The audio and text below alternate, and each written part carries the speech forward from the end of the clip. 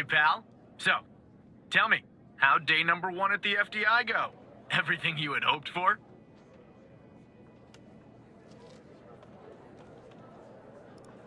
Yeah, well, I wouldn't worry about him. Xavier doesn't even like his own mother. To be honest, no, I probably shouldn't say anything.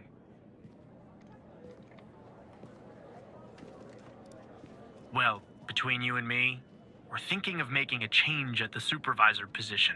You know, Evan, if you play your cards right, maybe, just maybe. Sorry, buddy. My phone's ringing off the hook here. I gotta run. But hey, great job. And just keep plugging away, okay? I'm proud of you, Evan.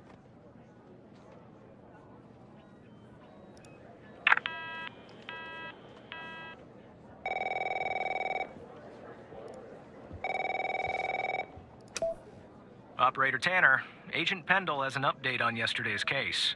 I'll patch her through in a moment. But before I do, I wanted to let you know that from this point on, you'll talk to the agents directly. Time to cut the umbilical cord. However, as your supervisor, I'll still be in the background monitoring your activity. Oh, I almost forgot.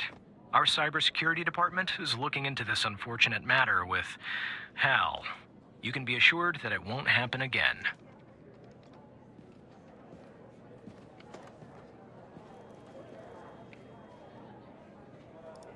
Of course we will, Operator. This is the FDI.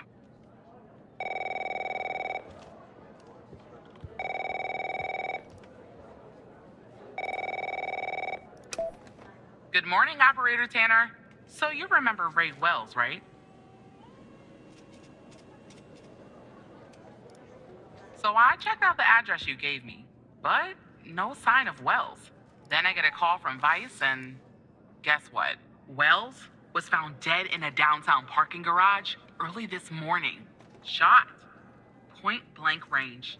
Now I'm working 2 homicides, and it's my first week. Welcome to the FDI, Alexandra. Anyway, the garage has cameras, and I got some footage of Wells. That's the good news. The bad news? I don't have all the footage. Sort of weird, but part of it is missing. Well, the most important part. The part where Wells is shot. Anyway, think you could take a look? I'm looking for anything that's different between the first and second half of the surveillance footage. Apart from Wells ending up dead and the blood splatter on the pillar. Sorry for the vivid details.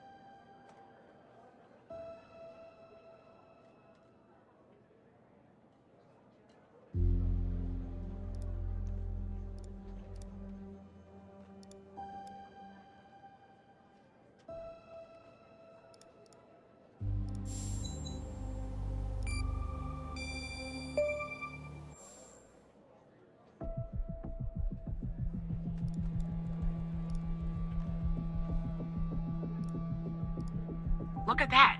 Give me a sec, Operator. I'm gonna check this out.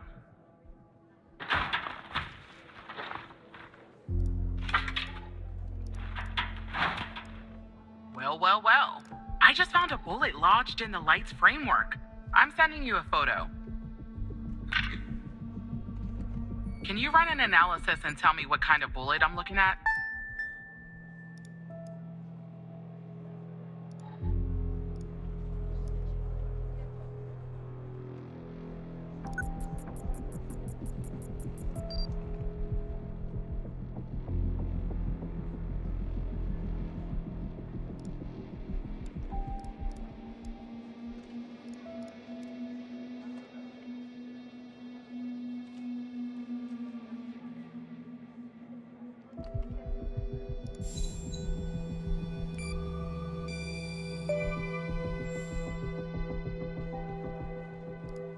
.45 caliber? I believe that's what the military and police use. Well, that's something anyway. Thanks for your help, operator. Appreciate it. If only we had all of the footage. Anyway, I should get back to the scene. Keep digging and see if you can find anything else about our perp.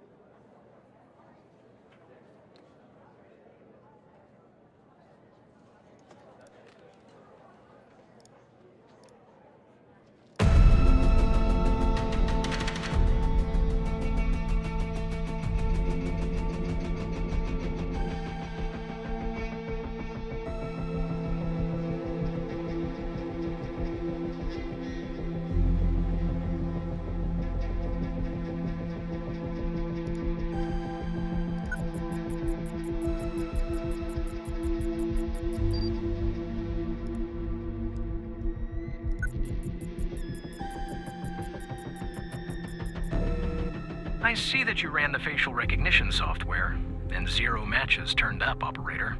That's unusual. In fact, it shouldn't even be possible. Our FDI databases are exhaustive.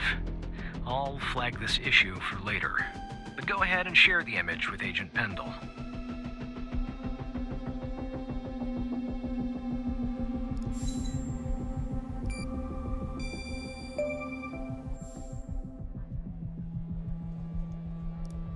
Wait, I don't understand. How did you get this?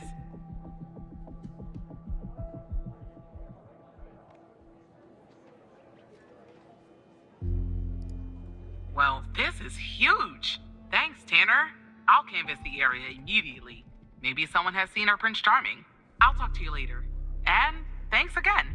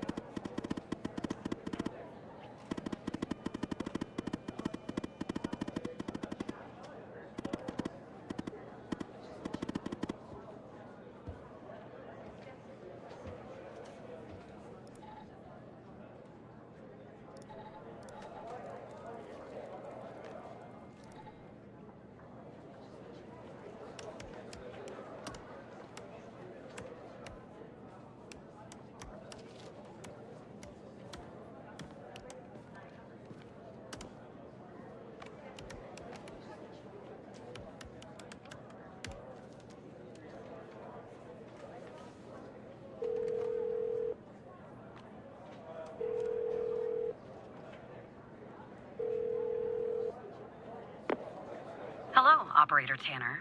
Hal told me that you'd be calling.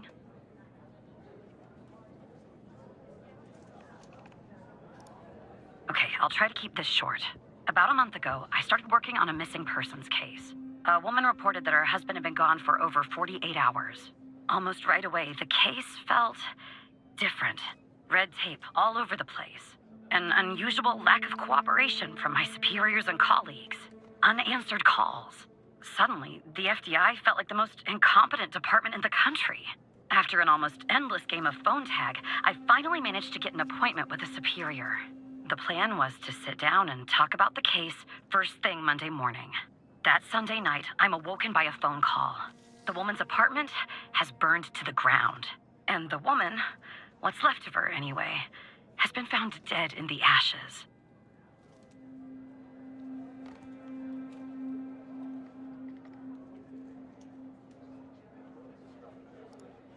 So I started looking into the fire, of course. I couldn't help myself. Plus, I felt like I owed it to Mia. That was the woman's name. Mia Cole. Anyway, it wasn't long before my superiors found out and pressured me to stop. They told me the fire had been ruled accidental, the result of faulty wiring in our oven. They told me I was wasting my time and precious FDI resources by looking into it, and said if I continued, I'd end up pushing papers in a basement somewhere. But that fire, Operator Tanner, that fire was no accident. I can feel it. Mia was murdered. I just have to prove it. That's where I'm hoping you can help me.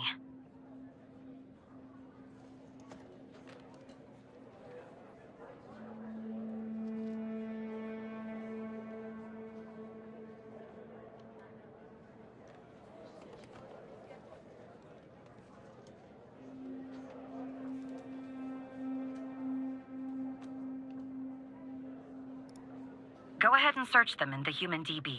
The husband's name is Sasha. Sasha and Mia Cole. Please.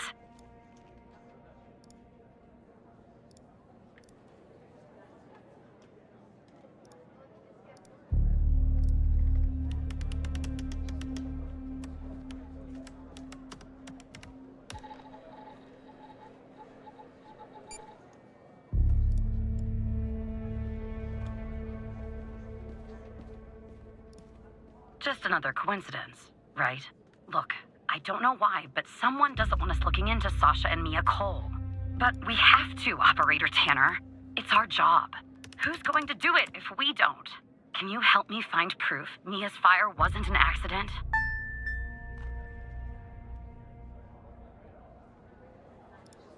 You'll take a look then? Oh, thank you. As far as how to access the case files, that's not really my area of expertise. But you can ask Hal.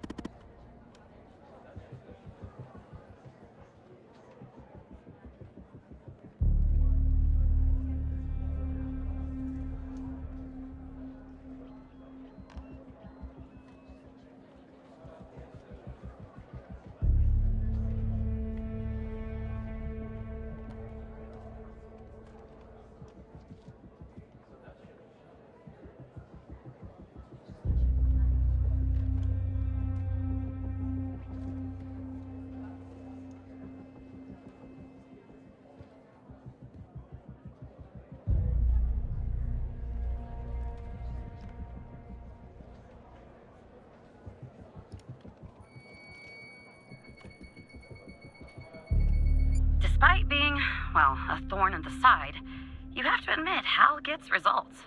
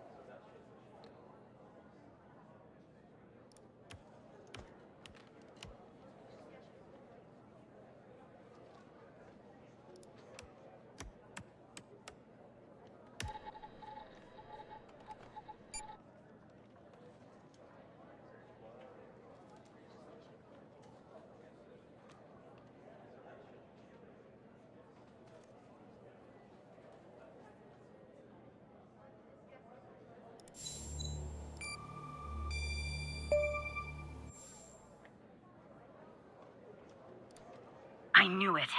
Faulty wiring my... You know what. This was no accident. Someone started this fire and killed Mia. But why?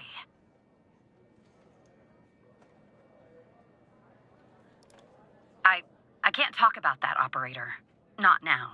When the time is right, Hal will let you know. I'm sure. But what we're doing here, it's important. You see that, right? It matters to me.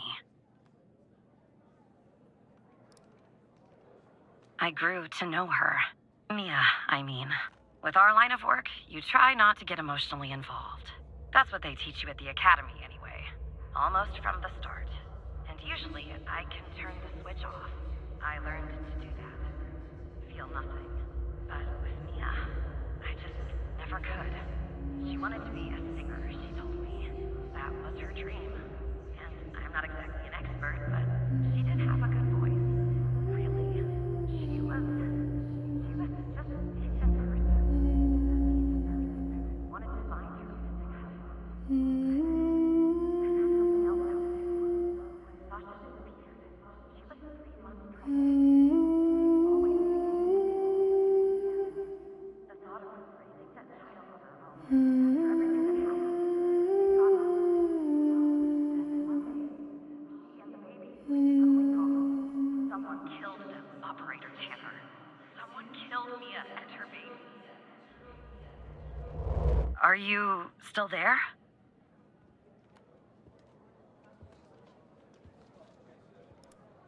Oh, anyway, thanks, operator. Because of you, I finally have proof. Knowing Hal, well, as much as someone can know Hal, I have a feeling this won't be the last time you and me work together.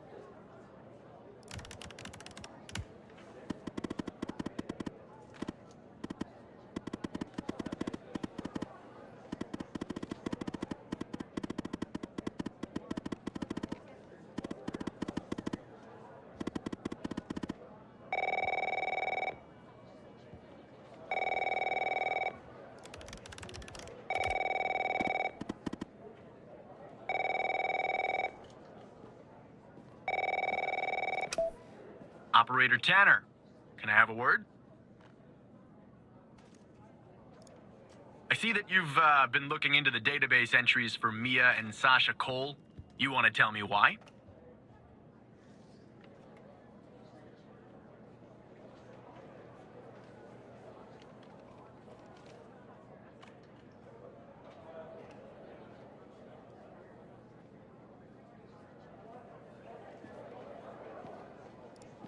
I see.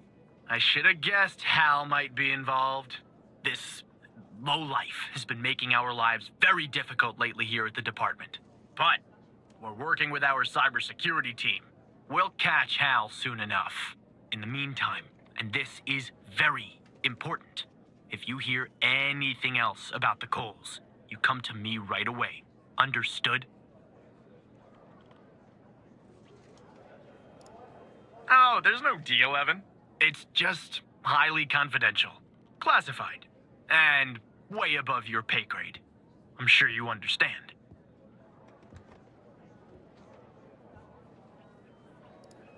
I'll talk to you later.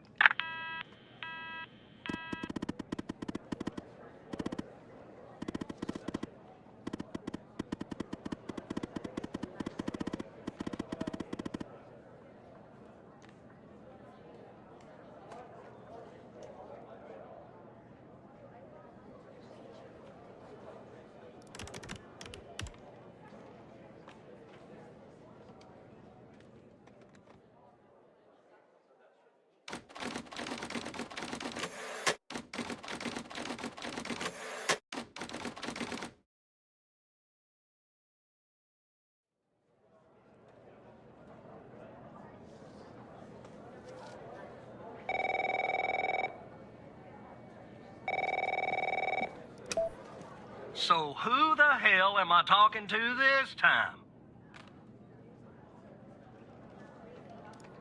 The same operator Tanner from before? Good. You haven't been fired. I was afraid I'd have to explain this goddamn case all over again. I went back to where Connie said she took the photo in the desert. You remember, right? Where she said this, flying saucer supposedly landed. I didn't find a flying saucer or any aliens breathing their last wheezy breaths or anything like that. But I did find something else.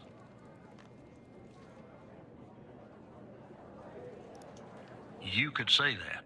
You could definitely say that. I found stones. A bunch of stones lying there on the surface of the sand. I'm no geologist, but they look funny to me. Like they'd been moved. Put there for a reason, you know? So, I call it in. Because I'm sure as hell not gonna dig myself, Tanner. Not in this suit. A team arrives an hour later, and they start digging. Sure enough, under one of the stones, they find a body. Advanced state of decomp. They dig under another stone. And lo and behold, this time they find an entire skeleton. Turns out, we're standing on some sort of desert graveyard.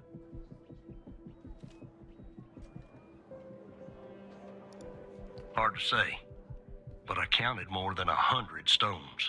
If they're all grave markers, well, I'll let you do the math.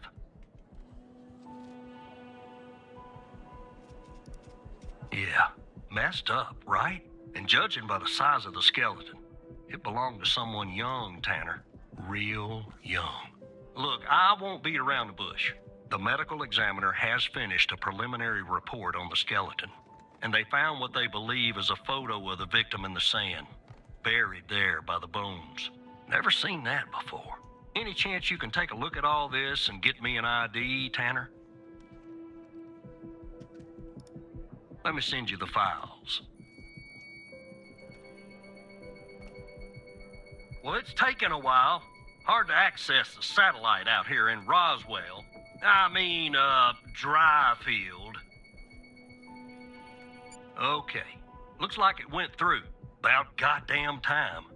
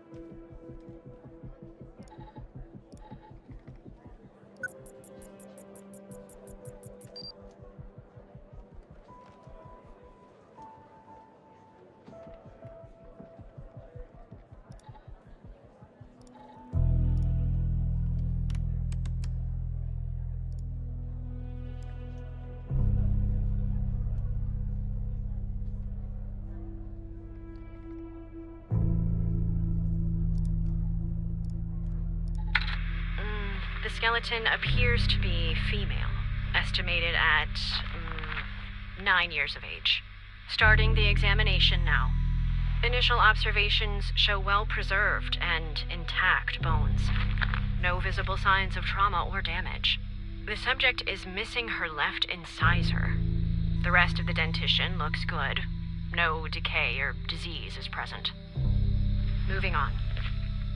Here's something interesting. One of the metacarpal bones on her left hand, the metacarpal 3, has a slight curvature. You don't see that a lot.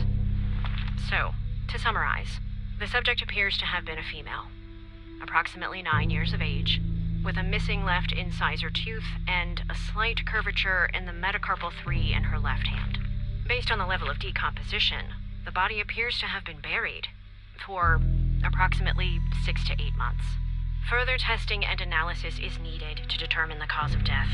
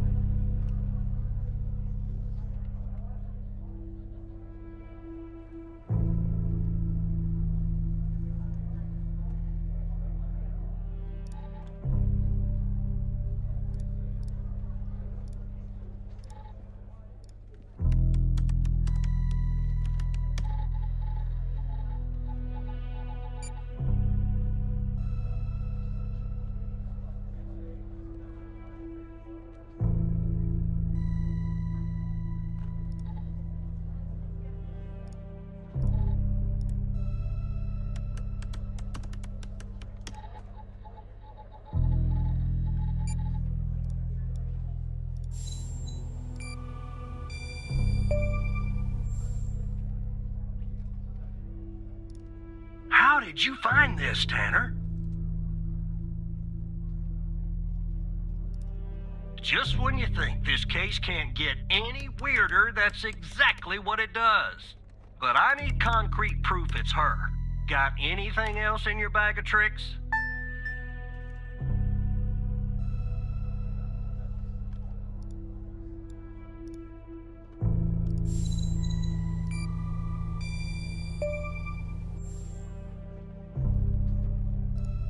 I'll be damned. 9 years old, Tanner. Breaks your goddamn heart. What the hell is going on out here? And what's a connection to Connie?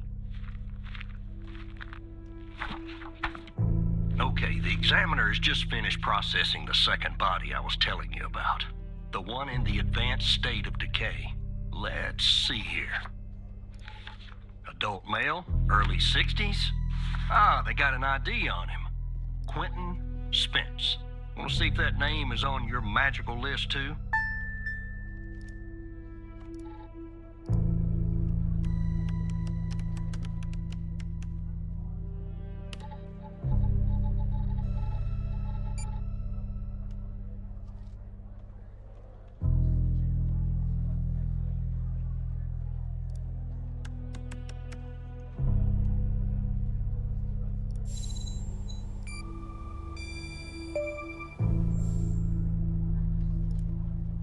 So there's definitely a link. I see some of the names have been crossed out. Can you figure out what that business means?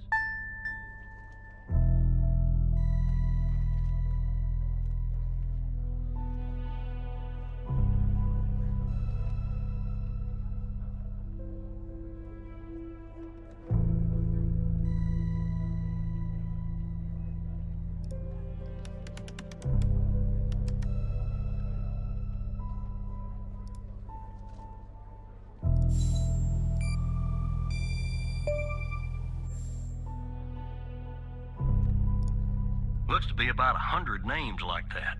That number matches the stones. God damn. And if I was a gambling man, I'd say the circled persons are still alive. Like our Connie. There's something else about Spence, Tanner.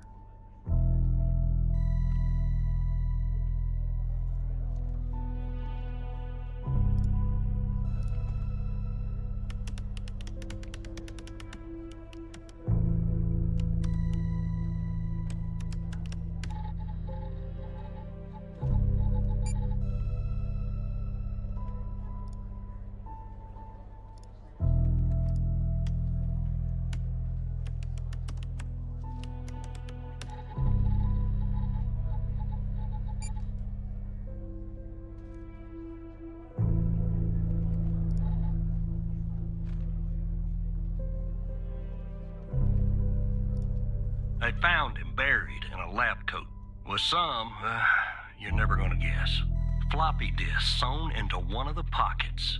Remember what I said about this case getting weirder and weirder? I'm sending everything your way.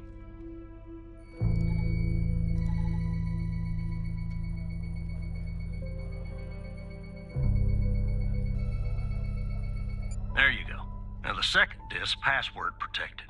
Open that second floppy disk and give me an address tied to Spence. Something I can look into. I'm getting a little restless with you doing all the work. The operator program. Oh.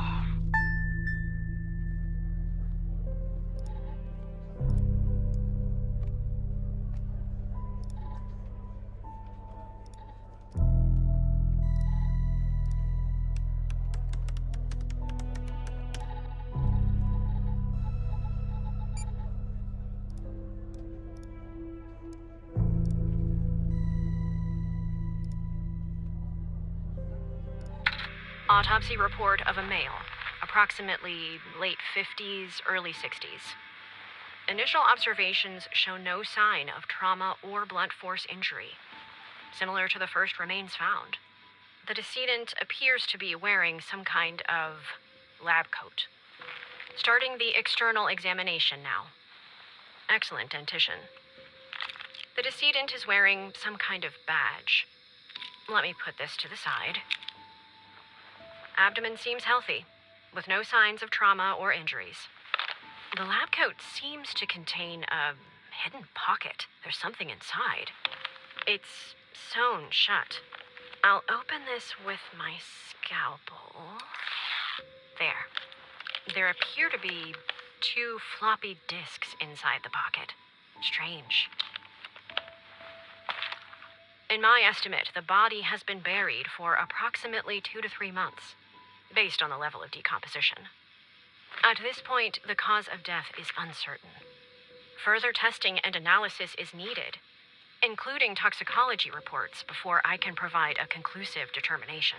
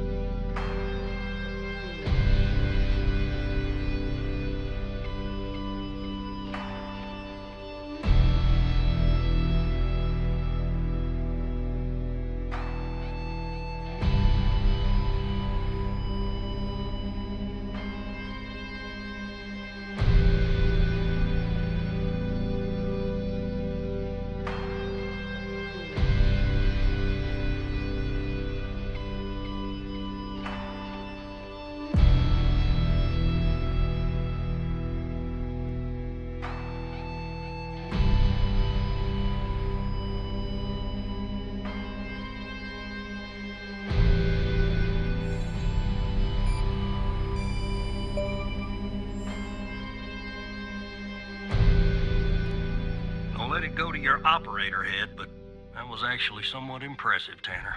The address you sent, it's not far from here. I'll check it out first thing in the morning. Tonight, I think I'll help the team exhume the rest of these bodies.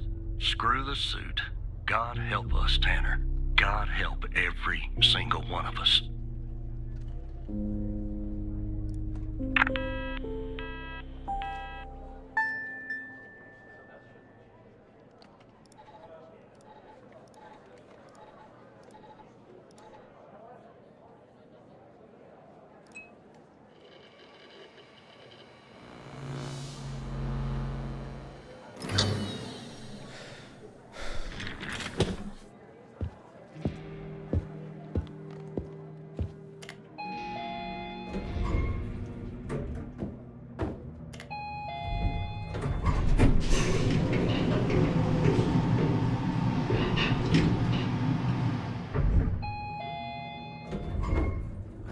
Look, you need to do something about it.